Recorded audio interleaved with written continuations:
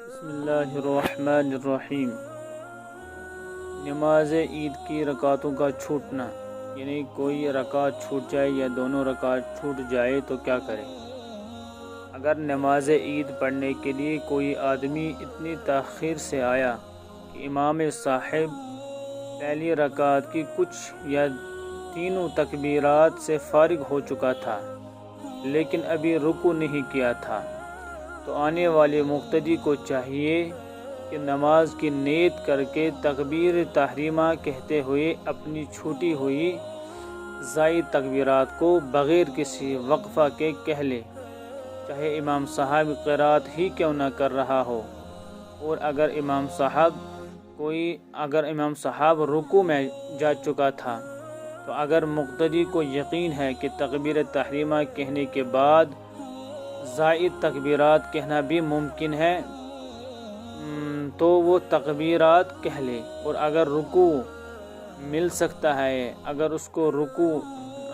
نہ مل جانے کا خطرہ نہ ہو تو وہ تکبیر کہہ سکتے ہیں، اور اگر اس کو یہ شبہ ہو، یعنی کہ اگر کو رکوع چھوٹ جانے کا اندیشہ ہو تو تکبیر تحریمہ کہنے کے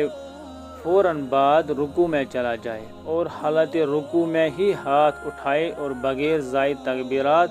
کہہ لے۔ اگرچہ تسبیح رکوع بھی نہ پڑھ پائے، یعنی جو رکوع میں ہم تسبیح پڑھتے ہیں اگر نہ پڑھ پائے کوئی بات نہیں، لیکن رکوع میں وہ زائد تکبیرات پڑھ لے۔ اور اگر مقتدی کو اتنی تاخیر ہوئی کہ امام صاحب رکوع سے بھی اٹھ چکا تھا، رکوع بھی ہو چکا تھا، تو مقتدی زائد تکبیرات کو نہیں پڑھے گا، بلکہ امام صاحب کے سلام پھیرنے کے بعد حسب معمول تکبیرات زائد کو کہہ لے، یعنی کہ دوسری رکعت جب وہ جو چھوٹ چکی ہے اس کی رکعت اسی دوسری رکعت میں پڑھ لے۔ جیسے بعد سلام مقتدی کو کھڑا ہو کر اعوذ باللہ اور بسم اللہ، سورہ فاتحہ اور ضم سور پڑھنے کے بعد 3 زائد تکبیرات کہہ لے، اور اگر یہ تکبیرات قرات سے پہلے بھی پڑھ لے تو بھی درست ہے۔ اور اگر مقتدی اتنی تاخیر سے آیا کہ دوسری رکعت چل رہی تھی، چاہے قرات چل رہی تھی یا مکمل ہو چکی تھی، تو مقتدی ایسا ہی عمل کرے گا